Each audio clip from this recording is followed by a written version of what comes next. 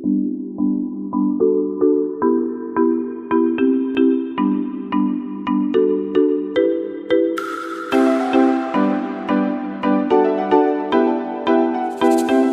বন্ধুরা, মুক্তি রান্নাঘরে সবাইকে স্বাগত। আজকে আমি রান্না করব ইলিশ মাছ। ইলিশ মাছটাকে আমি প্রথমে ভালো করে আঁশটা ছাড়িয়ে নেব। একটা গামলার ভিতরে জল নিয়ে আমি মাছটাকে ছাড়িয়ে নিচ্ছি।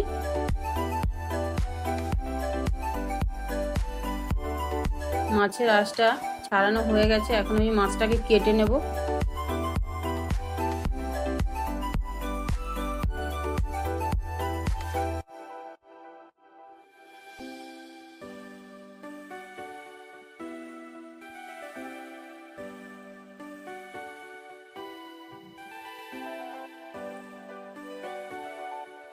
মাছটাকে কেটে নিয়েছি।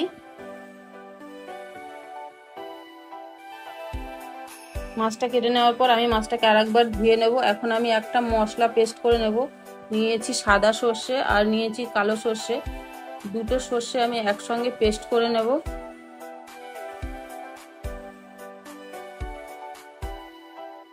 সর্ষেটা পেস্ট করে নিয়েছি। এখন আমি মশলাটাকে মাখিয়ে নেব। নিয়ে নিয়েছি একটা থালা, থালার ভিতরে আমি দিয়ে দিচ্ছি সর্ষে বাটা, দিয়ে দিচ্ছি হলুদ, নুন, লঙ্কার গুঁড়ো, সর্ষের তেল দিয়ে আমি ভালো করে মশলাটাকে মেখে নেব।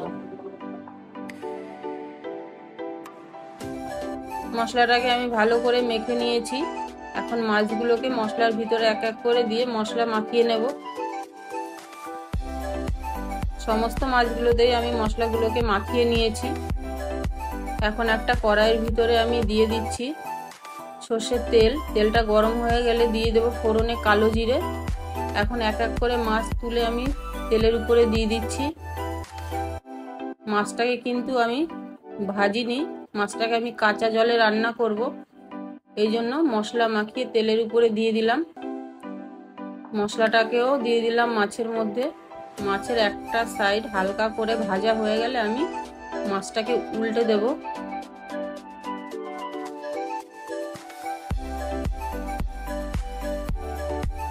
সব মাছগুলোকে আমি উল্টে দিয়েছি। এখন দিয়ে দিলাম পরিমাণ মতন জল। খুব বেশি জল দেব না, অল্পই দেব। জল দেওয়ার পরে মাছটাকে একটু নাড়িয়ে দিলাম। তারপরে আমি দিয়ে দিলাম দুটো কাঁচা লঙ্কা। এখন মাছটাকে আমি ঢাকা দিয়ে রাখবো। ঢাকা দিয়ে আমি 10 থেকে 15 মিনিট ভালো করে ফুটিয়ে নেব। তারপরে ঢাকনাটা তুললাম। ঢাকনাটা তুলে আমি মাছগুলোকে আবার একবার ভালো করে উল্টে দেব, অপর সাইডটা যাতে ভালো করে সিদ্ধ হয়। তারপরে আবার 10 মিনিট আমি ফুটিয়ে নিলাম। এইভাবে আমার রান্নাটা হয়ে গেল। আমি এখন মাছটাকে নামিয়ে নিচ্ছি।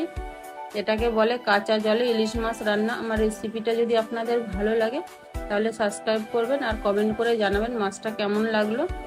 তাহলে দেখা হচ্ছে নতুন কোনো রান্না নিয়ে।